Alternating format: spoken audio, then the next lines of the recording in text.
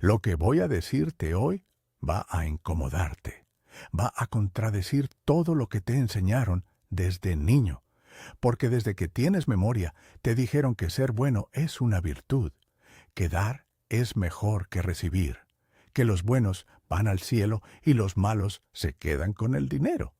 Te enseñaron que la bondad y la riqueza no pueden vivir en la misma casa, que si quieres ser rico, tienes que pisar a alguien, y que si quieres ser bueno, tienes que conformarte con poco.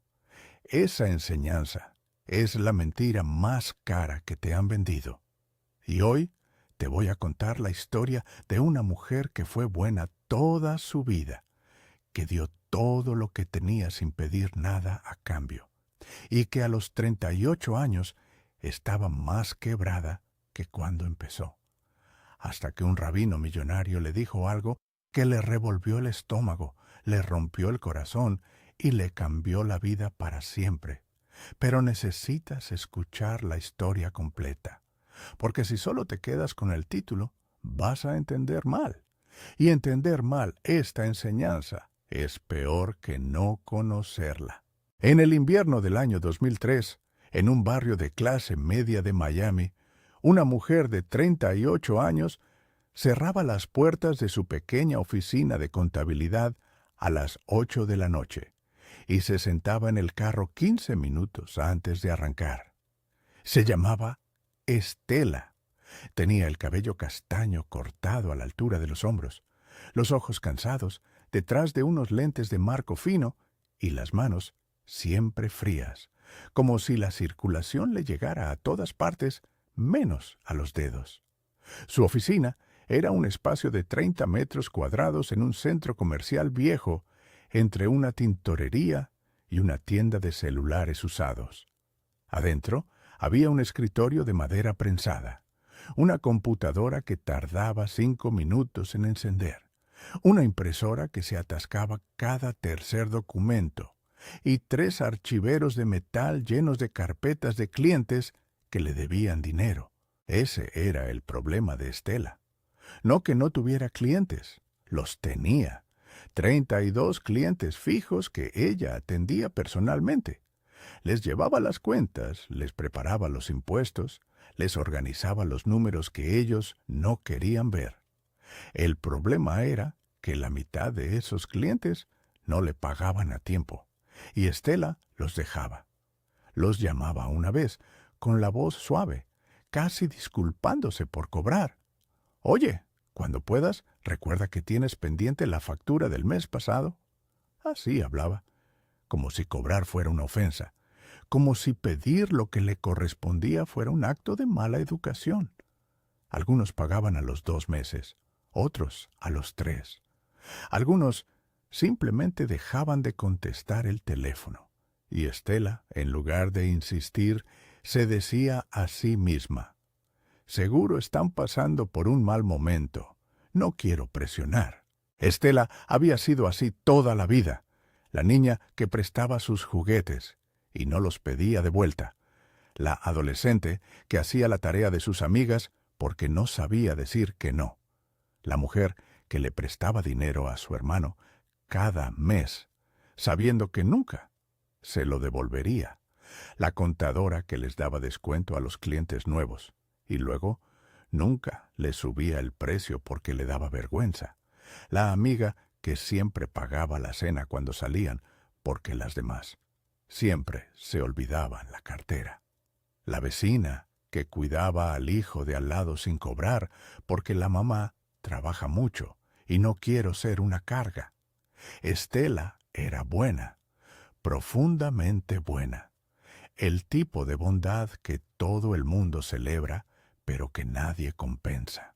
Y estaba quebrada, no quebrada dramática, no en la calle, pero quebrada, silenciosa, la peor, la que se esconde detrás de una sonrisa y un carro pagado a crédito y una oficina que desde afuera parece que funciona, pero que por dentro está sostenida con alambres.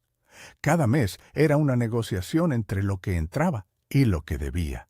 La renta de la oficina, el seguro del carro, la cuota del préstamo que sacó para comprar la computadora nueva que ya no era nueva: la comida, la luz, el teléfono, y siempre, siempre, la sensación de que el dinero se le escapaba de las manos como agua entre los dedos.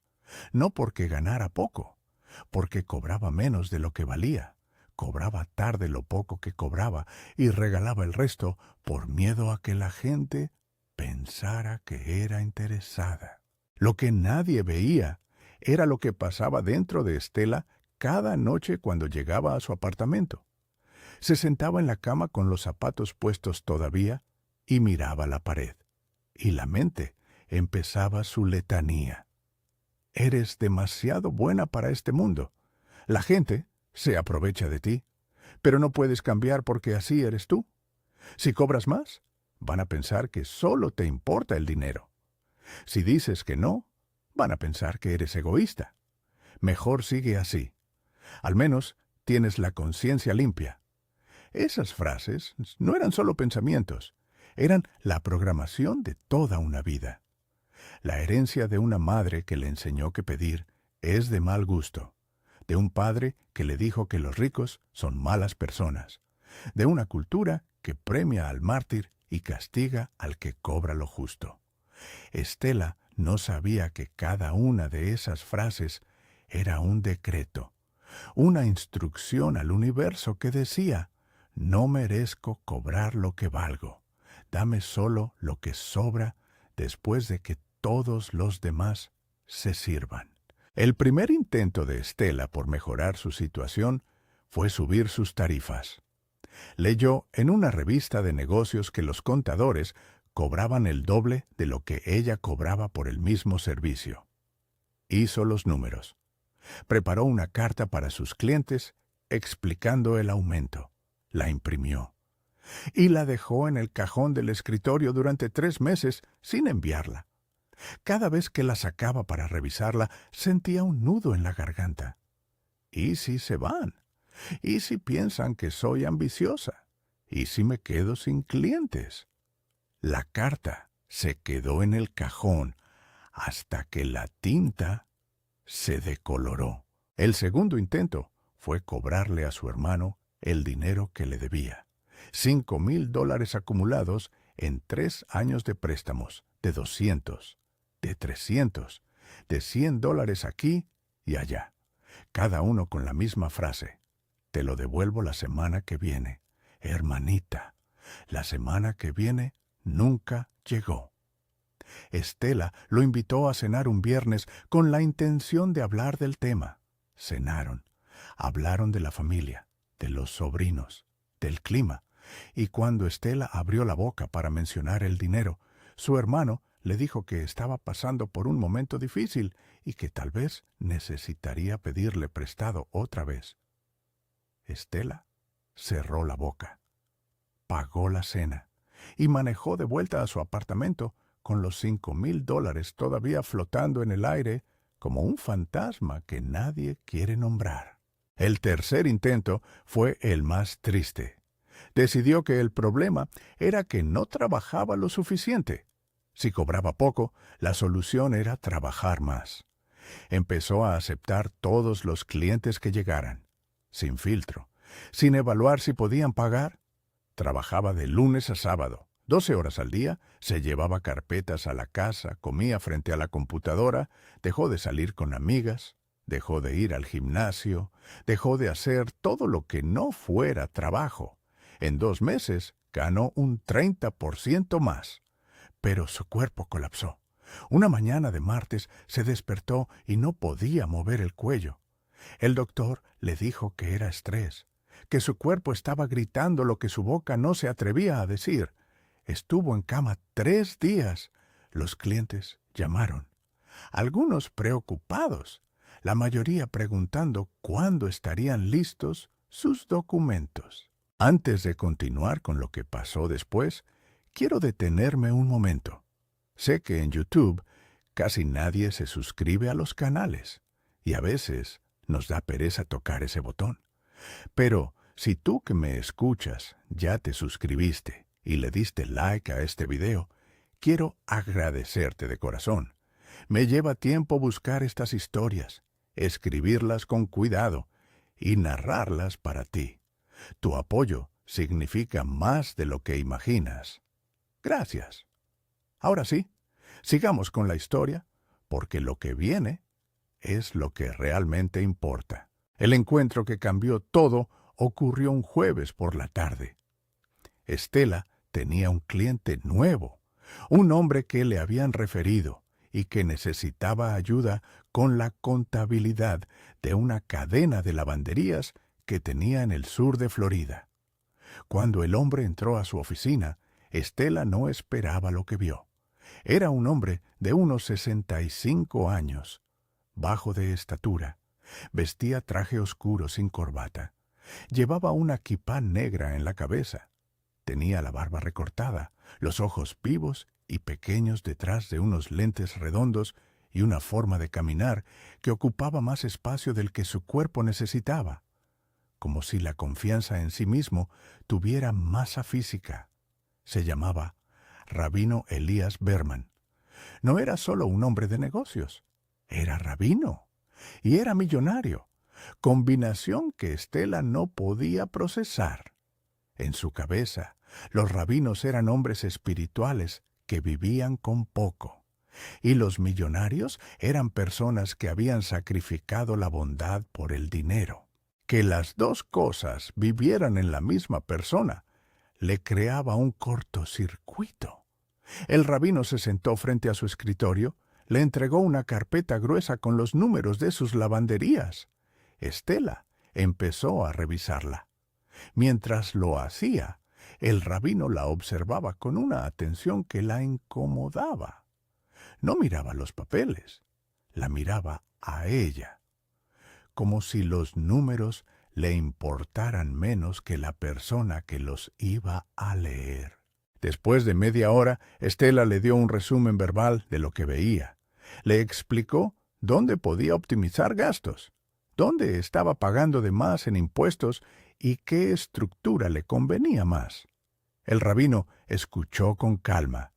Cuando Estela terminó, él asintió y dijo: «Eres muy buena en esto». Estela sonrió.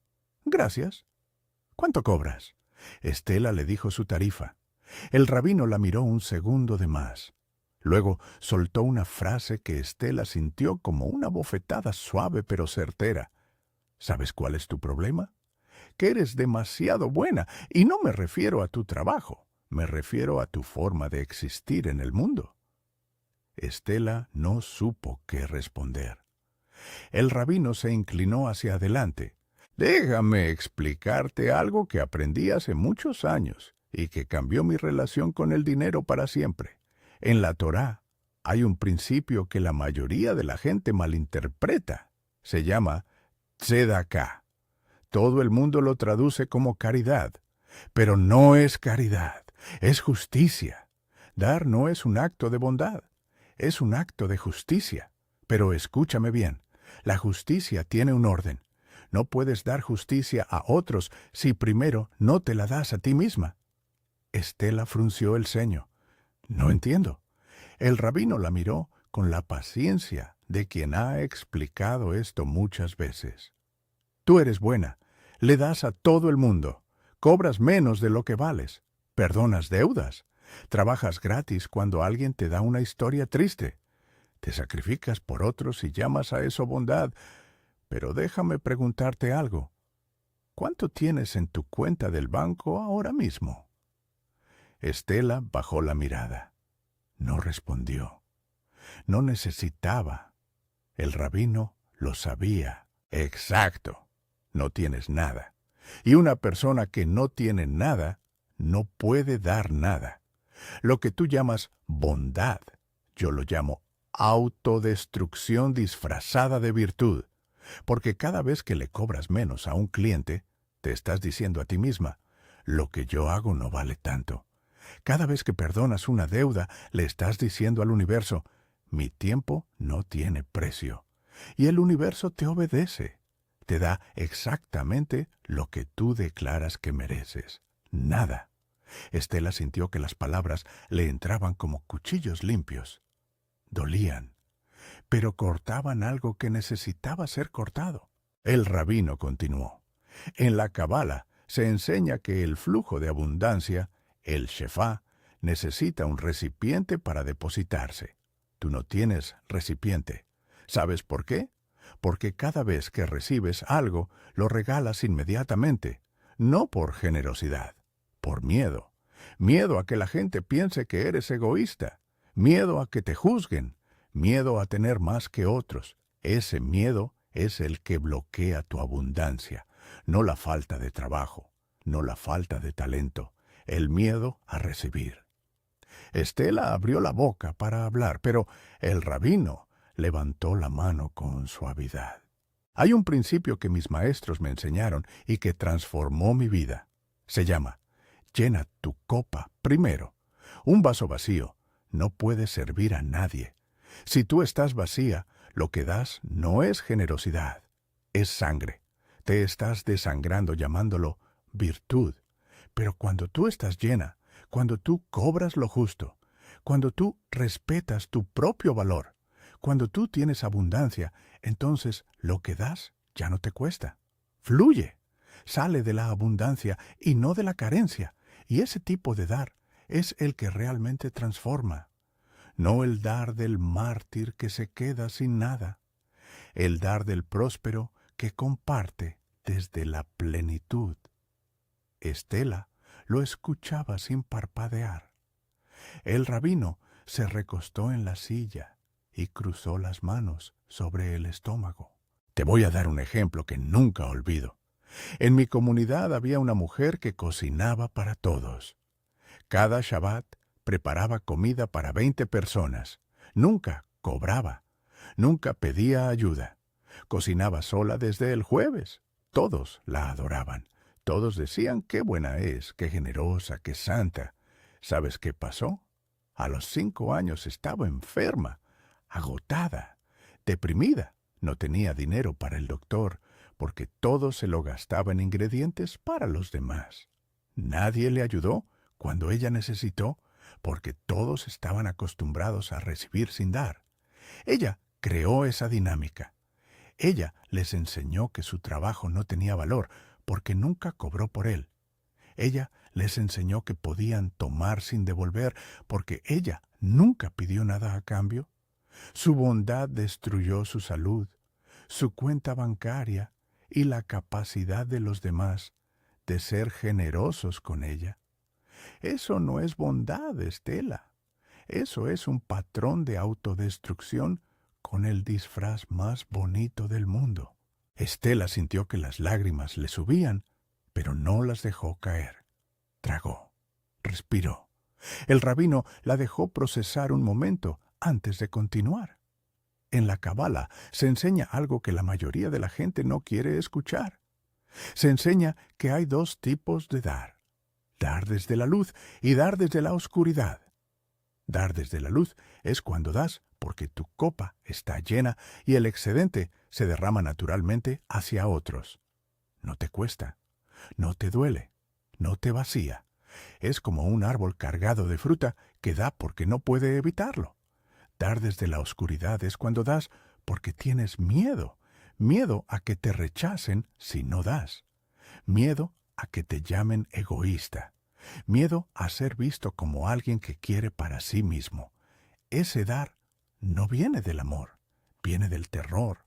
Y todo lo que viene del terror bloquea el shefá, bloquea el flujo de abundancia, porque el universo lee tu intención real, no tu acción superficial. Tu acción dice, soy generosa. Tu intención dice, tengo miedo de que no me quieran si no doy. Y el universo obedece la intención. Te da más situaciones donde tienes que dar para ser querida. Te da más personas que toman sin devolver. Te da más escasez disfrazada de oportunidad. Para ser buena, Estela sintió que algo se movía dentro de su pecho, como una pared que se agrieta y deja pasar la luz por primera vez, porque reconoció cada palabra, reconoció el miedo a cobrar, el miedo a que la juzgaran, la creencia de que ser buena significaba no tener, la herencia de su madre, la voz de su padre, todo eso estaba ahí, compactado como cemento en su pecho, bloqueando el recipiente que debería estar abierto para recibir. ¿Y qué hago?, preguntó con la voz de quien ya no tiene fuerza para seguir fingiendo que todo está bien. El rabino sacó un bolígrafo de su bolsillo y escribió 3 frases en una hoja que tomó de su propio escritorio. Primera, cobrar lo justo no es egoísmo, es respeto por mi trabajo y por quien lo recibe. Segunda, mi abundancia no le quita nada a nadie. Mi pobreza no le da nada a nadie. Tercera, lleno mi copa primero. Desde la plenitud doy sin vaciarme. Lee esto cada mañana antes de abrir tu oficina, en voz alta, no en tu mente, en tu boca, porque la palabra hablada es decreto, Koash Hadibur, el poder creativo de la palabra. Y cada vez que quieras cobrar menos, perdonar una deuda o regalar tu trabajo, lee estas frases primero.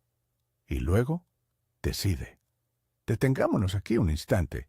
Esta historia me hace pensar en cuántas veces confundimos bondad con falta de límites. ¿Tú qué piensas? ¿Has vivido algo similar? ¿Has sentido que por ser bueno te has quedado con menos de lo que mereces? Déjamelo en los comentarios. Me interesa leer cada uno. Y si esta historia te tocó, compártela. Nunca sabes quién necesita escucharla hoy. Sigamos. Estela hizo lo que el rabino le dijo.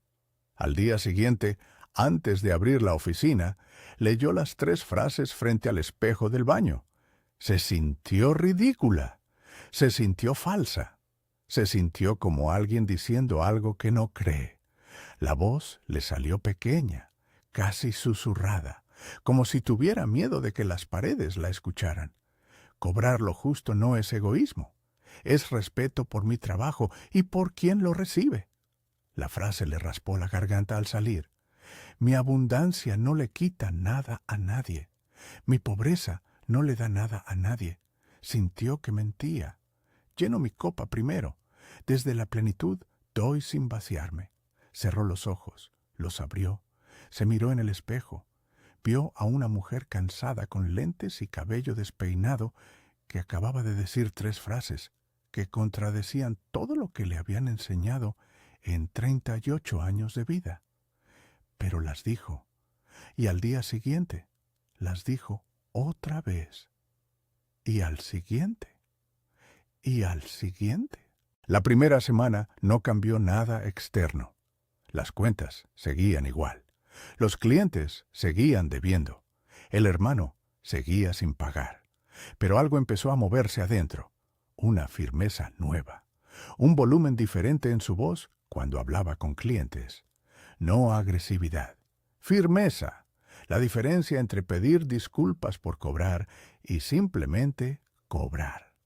La diferencia entre decir, oye, cuando puedas, no hay prisa, y decir, el pago vence el viernes. Palabras diferentes, frecuencia diferente, decreto diferente. Algo más cambió esa semana.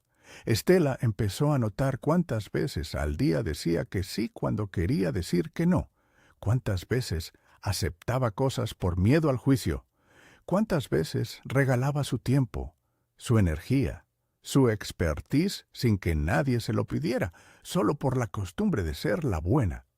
Empezó a contarlas. Un día contó 11 veces, en un solo día donde dijo que sí por miedo y no por deseo. Esa noche escribió el número en una hoja y lo pegó en el espejo junto a las 3 frases del rabino. 11. Como un recordatorio de cuánto se estaba regalando sin que nadie se lo agradeciera. La segunda semana, un cliente que le debía 3 meses le llamó para pedir más tiempo. Estela respiró, leyó las frases en silencio y dijo algo que nunca había dicho. Necesito que me pagues esta semana. Si no puedes, vamos a tener que pausar el servicio hasta que te pongas al corriente. Hubo silencio del otro lado. Luego el cliente dijo, tienes razón, te transfiero mañana. Y lo hizo. Estela colgó el teléfono y se quedó mirando la pantalla con los ojos abiertos. Había sido así de fácil. Toda la vida evitando esa conversación, y bastó una frase firme, dicha sin culpa, para que el dinero apareciera. La tercera semana envió la carta del aumento de tarifas, la que llevaba 3 meses en el cajón. La envió a los 32 clientes. 4 se fueron, los 4 que peor pagaban, los que más problemas daban, los que más energía le costaban. Se fueron solos, sin drama. Y los 28 que se quedaron aceptaron el nuevo precio sin quejarse. Algunos incluso le dijeron: «Ya era hora, Estela. Vales mucho más de lo que cobrabas». En 3 meses, los ingresos de Estela se duplicaron. No porque tuviera más clientes, porque cobraba lo justo a los que ya tenía. No trabajaba más horas, trabajaba las mismas, pero cada hora ahora valía lo que realmente valía. Y algo más cambió, algo que Estela no esperaba. Sus clientes la respetaban más, no menos, más. Antes, cuando cobraba poco y perdonaba todo, algunos clientes la trataban con una familiaridad que bordeaba el irrespeto. Llegaban tarde a las citas, cancelaban sin avisar, le mandaban mensajes a las 11 de la noche pidiendo favores urgentes. Ahora, con las tarifas nuevas y los límites claros, los clientes llegaban puntuales. Preparaban sus documentos antes de la cita. Le hablaban con un tono diferente, con respeto, porque el mundo te trata como tú le enseñas que te trate. Y Estela había pasado 38 años enseñándole al mundo que su trabajo no valía. Dejó de sentir culpa por tener dinero. Dejó de sentir que cobrar era robar. Dejó de sentir que su abundancia le quitaba algo a alguien, y cuando dejó de sentir eso, el dinero dejó de escaparse. Se quedaba, se acumulaba, no como un fin, como una consecuencia natural de una mujer que por fin entendió que su valor no depende de cuánto regala, sino de cuánto se respeta. 6 meses después, Estela hizo algo que habría sido impensable antes. Abrió una cuenta de ahorro, la primera de su vida. Fue al banco un lunes por la mañana. Se sentó frente al ejecutivo y cuando le preguntó cuánto quería depositar como apertura, Estela dijo una cifra que 6 meses antes le habría dado risa. $500. No era una fortuna, pero era más de lo que había logrado guardar en los últimos 5 años. El ejecutivo le dio un número de cuenta y una tarjeta de débito. Estela las guardó en su cartera con un cuidado que no tenía nada que ver con el plástico. Tenía que ver con lo que representaban, la prueba física de que una mujer que nunca tuvo nada guardado, ahora tenía algo. Y cada mes, a partir de ese día, depositaba una cantidad fija antes de pagar cualquier otra cosa, antes de la renta, antes de la luz, antes de la comida. Llenaba su copa primero. Era incómodo al principio. La vieja Estela le gritaba desde adentro: «¿Y si no alcanza para lo demás? ¿Y si alguien necesita ese dinero más que tú?» Pero la nueva Estela, la que leía 3 frases cada mañana frente al espejo, la que había aprendido la diferencia entre dar desde la luz y dar desde la oscuridad, esa Estela respondía con calma: «Alcanza, siempre alcanza cuando dejas de boicotearte». Y lo que daba ahora no la vaciaba, la llenaba, porque daba desde la abundancia y no desde la culpa. Porque por primera vez, dar era un acto de justicia y no un acto de autodestrucción. Seguía siendo generosa, seguía ayudando a quien podía, pero ahora lo hacía desde un lugar diferente, no desde el miedo a ser rechazada, desde la alegría de tener suficiente para compartir sin quedarse vacía. Y algo pasó con su hermano. No lo buscó, no le cobró. No le mandó una carta ni le hizo una escena. Simplemente dejó de prestarle dinero. La siguiente vez que Daniel llamó pidiendo $200 para algo urgente, Estela respiró, leyó las frases en silencio y dijo: «Esta vez no puedo, Daniel. Estoy organizando mis finanzas y necesito respetar mis propios límites». Hubo silencio. Luego, su hermano dijo algo que Estela no esperaba. «Tienes razón. Yo abusé de tu confianza. Lo siento». No le devolvió los $5,000. Probablemente nunca lo haría. Pero dejó de pedir. Y en ese acto, en ese simple acto de decir que no sin culpa, Estela recuperó algo más valioso que $5,000. Recuperó el respeto de su propio hermano y el suyo propio. Un domingo por la tarde, Estela estaba sentada en el balcón de su apartamento con un café en la mano. El sol de Miami le calentaba la cara. Pensó en su madre, en su padre, en todas las veces que le dijeron que los buenos no tienen dinero, y entendió que estaban equivocados. No eran malas personas, eran personas con una creencia rota que transmitieron sin saber que era veneno. La bondad y la abundancia no son enemigas, son hermanas, pero solo pueden vivir juntas cuando la bondad tiene raíz en el respeto propio y no en el miedo al juicio ajeno. El rabino Berman siguió siendo su cliente durante años. Cada vez que iba a la oficina, le dejaba una propina generosa y una frase corta que Estela anotaba en un cuaderno. Un día le dijo: «La pobreza del bueno no alimenta al hambriento. Solo la abundancia del justo puede transformar el mundo». Otro día le dijo: «Dios no creó la escasez, tú la creaste cuando decidiste que no merecías tener». Y otro día, el último que lo vio antes de que él se mudara a Israel, le dijo algo que Estela enmarcó y puso en la pared de su oficina. Ser rico no es un pecado. Ser pobre por miedo a ser rico, eso sí es un pecado.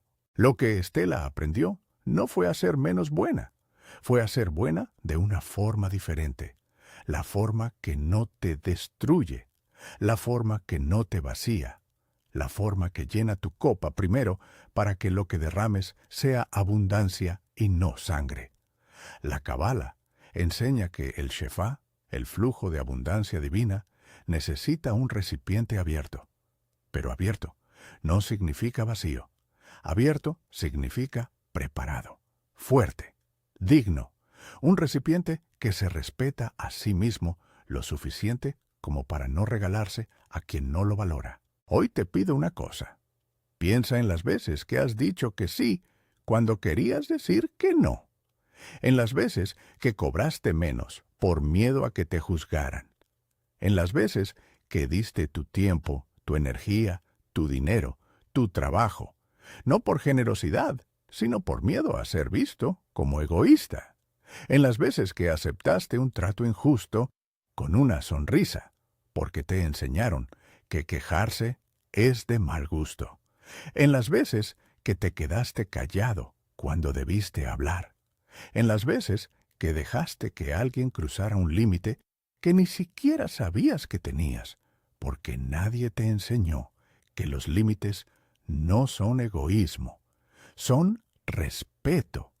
Piensa en todo eso y pregúntate con honestidad brutal: ¿mi bondad me está llenando o me está vaciando? Si la respuesta es que te está vaciando, entonces no es bondad, es miedo, con disfraz de virtud.